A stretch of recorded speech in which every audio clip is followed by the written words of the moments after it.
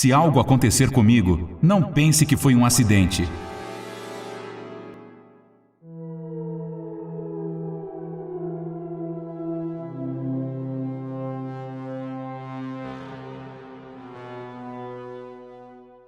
Existem histórias de amor que começam e terminam bem. Existem aquelas que começam mal e terminam da melhor maneira possível.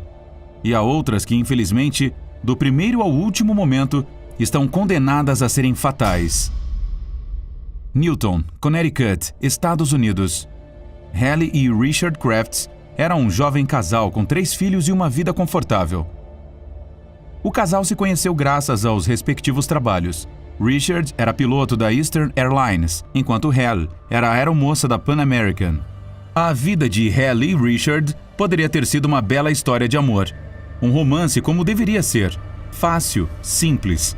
Mas desde o início, a relação entre os dois foi mais difícil. Antes de se casarem, Richard havia traído Hallie. E não foi só isso. Não apenas seus atos eram questionáveis, assim como também eram as suas palavras. Prova disso foram as constantes declarações tóxicas de Richard.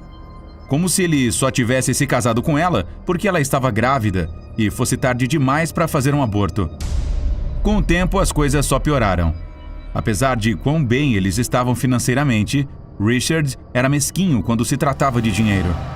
Era sempre Hallie que tinha que pagar as férias em família e as coisas dos filhos. E ainda por cima, em 1985, Hallie soube que o Richard estava tendo vários casos com outras mulheres. Já não podia mais fazer isso. Era insustentável ter tal ser como parceiro. Estava farta, cansada de suas mentiras, cansada de tantos flertes, cansada da constante falta de respeito com ela e com os seus filhos. Foi então que ela tomou a decisão. Não havia outra escolha. Ela teve que agir. Em setembro de 1986, Hallie se encontrou com um advogado de divórcio e contratou Kate Mayo, um investigador particular que rapidamente obteve resultados. Kate conseguiu tirar fotos de Richard beijando outra comissária de bordo fora de sua casa. Quando Hallie viu as provações, toda a dor e ódio do mundo inundaram seu coração. Seus olhos se encheram de lágrimas. Pouco depois de descobrir a infidelidade e com muito medo, Hallie finalmente pediu o divórcio. Mas ela estava preocupada que Richard não aceitasse a separação adequadamente. Ela estava nitidamente com medo por sua vida. Seu marido tinha armas em casa e já havia abusado dela fisicamente no passado. Ela estava muito ansiosa pelo que poderia acontecer às crianças e pelo que os vizinhos pensariam dela. Mas, apesar de tudo, Hallie decidiu optar pelo divórcio sem culpa, em vez de acusar o marido de adultério. Infelizmente, os papéis de separação nunca seriam entregues. 16 de novembro de 1986. Uma tempestade de neve inundou Newton. O tempo inclemente bateu forte. Foi a tempestade perfeita. Hallie estava voltando de um voo para Frankfurt, Alemanha, junto com 2 recepcionistas que a levariam para casa. Quando elas chegaram em casa, Hallie suspirou e disse: "Richard está em casa." Com medo, ela saiu do carro e foi para casa. Depois disso, ninguém a viu viva novamente. De um dia para o outro, Hallie havia desaparecido. Naquele momento, a atividade suspeita de Richard se iniciou. O marido começou a fornecer continuamente vários relatórios sobre onde sua esposa estava. Na manhã seguinte, Richard disse que estava levando Hallie e seus filhos para a casa de sua irmã em Westport, mas ela nunca foi vista lá. Quando seus colegas de trabalho perguntaram sobre ela, Richard disse que sua esposa estava trabalhando em outros voos. Mas algo não fazia sentido. Os regulamentos impediam trabalhar em tantos voos seguidos sem fazer uma pausa. Foi então que seus companheiros ficaram seriamente desconfiados. Nos dias seguintes, Richard continuou a contar aos amigos de Hallie uma variedade de histórias que justificavam por que eles não conseguiam se comunicar com ela. Que ela estava visitando sua mãe doente na Dinamarca, que estava nas Ilhas Canárias visitando um amigo, ou que ele simplesmente não sabia onde ela estava. Diante da desconfiança, os seus companheiros não hesitaram em ligar para a mãe de Hallie, e o que ela disse a eles aumentou ainda mais a preocupação. A sua filha não tinha estado lá com ela recentemente, e ela nem tinha estado doente naqueles dias. Essas declarações não fizeram nada além de temer o pior. Não havia sinal de Hal. Richard estava mentindo. Era evidente que algo sério estava acontecendo. Ou, o que mais temiam, que algo já tivesse acontecido. O que mais irritou os amigos de Hal foi que Richard nem mesmo relatou o desaparecimento de sua esposa.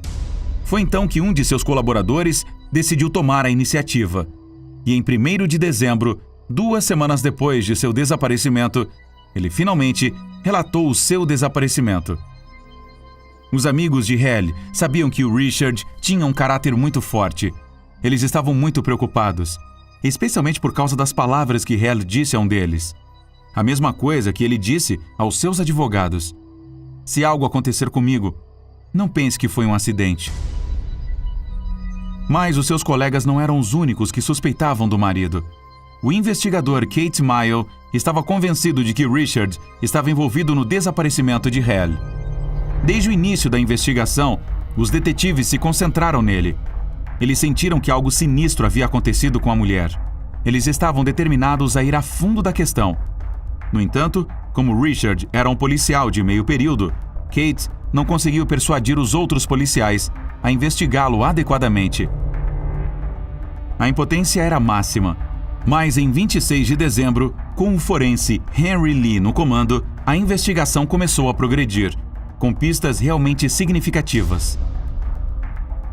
Naquele dia, enquanto Richard estava de férias com os seus filhos na Flórida, os soldados entraram para fazer uma busca em sua casa. Lá dentro, eles encontraram restos de um tapete no quarto principal. A babá da família então lembrou que apareceu uma mancha escura no carpete, que desapareceu dias depois. Também havia uma mancha de sangue na lateral da cama. Sem dúvida, ali no quarto, algo suspeito havia acontecido. Mas não apenas esses pontos eram indicativos de um possível crime. Os registros do cartão de crédito de Richard mostraram várias compras incomuns nos dias em que Hal estava desaparecida. Um freezer que não tinha em casa, lençóis, um edredom e o mais desconcertante, uma motosserra e um triturador de madeira. Por que o Richard iria querer tudo isso? Os amigos não conseguiram encontrar uma explicação para isso. Os detetives, tampouco. Então a investigação continuou, até que encontrou um homem local inesperado. Sem saber, Joseph Hine tinha o motivo das compras de Richard. Ele tinha a resposta para o caso. As principais evidências do que aconteceu com Hal foram fornecidas por Joseph Hine, um motorista de limpa-neve vizinho. Na noite tempestuosa de 18 de novembro, horas após o desaparecimento, Joseph estava retirando a neve das estradas quando encontrou um caminhão alugado com um picador de madeira acoplado. Eram 3 da manhã, na margem do lago Zoar. Joseph lembrava-se claramente, pois era o dia da primeira neve da temporada. Joseph conduziu detetives ao local. Lá eles examinaram a borda da água e encontraram muitos pequenos pedaços de metal. Mas não foi o pior que encontraram lá. Restos de tecido humano, a coroa de um dente, lascas de ossos, mais de 2.000 fios de cabelos loiros de uma pessoa, uma unha coberta com esmalte rosa e sangue. Curiosamente, do mesmo grupo sanguíneo do que o de Hal. Não havia dúvida. Tudo apontava para os restos mortais da pobre mulher. Isso levou a polícia a concluir que Richard bateu na cabeça de Hal com algo perfurante. Isso teria manchado o tapete com sangue. Então, ele teria mantido o seu corpo no freezer por horas para mantê-lo com boa aparência. Ele o teria desmembrado com uma serra elétrica e colocado os pedaços no triturador, eventualmente jogando os restos no lago. Após uma inspeção mais aprofundada, a referida motosserra foi encontrada submersa no rio Housatonic, com o cabelo loiro ainda preso na corrente. O tapete manchado de sangue escondido dentro da casa de Richard também apareceu. Elas eram, é claro, evidências esclarecedoras, mas não inteiramente válidas. A lei ditava que, para levar um homicídio a julgamento, era necessária uma determinação oficial da morte da vítima, algo que só foi feito identificando e examinando o dito corpo, mas neste caso, era algo com que não se contava. O cadáver foi completamente picado. Foi então com o auxílio de um dentista forense que a coroa do dente encontrada na margem do lago foi coletada para análise. O resultado? os restos mortais eram uma correspondência positiva para os registros dentários de Hale. Com essas evidências, uma certidão de óbito foi emitida em 13 de janeiro de 1987. Hale Crafts foi finalmente declarada morta e Richard imediatamente preso. Richard era um homem tão inteligente quanto arrogante. Ele acreditava que poderia ser mais esperto que a polícia. Não há um corpo. Ela foi embora, disse no início da investigação. Mas às vezes a lei, como as estatísticas, são feitas para serem quebradas. Richard estava confiante demais e acabou pagando como realmente merecia. O assassinato de Hale Crafts foi o primeiro caso em Connecticut em que alguém foi condenado por assassinato sem que um corpo fosse encontrado. A maldade de Richard havia culminado naquela fatídica noite de inverno. Se ele tivesse cuidado mais de seus detalhes e não tivesse pecado tanto por sua arrogância, o fim de Richard teria sido muito diferente para ele. Mas ele acabou no meio de uma tempestade perfeita em um crime imperfeito.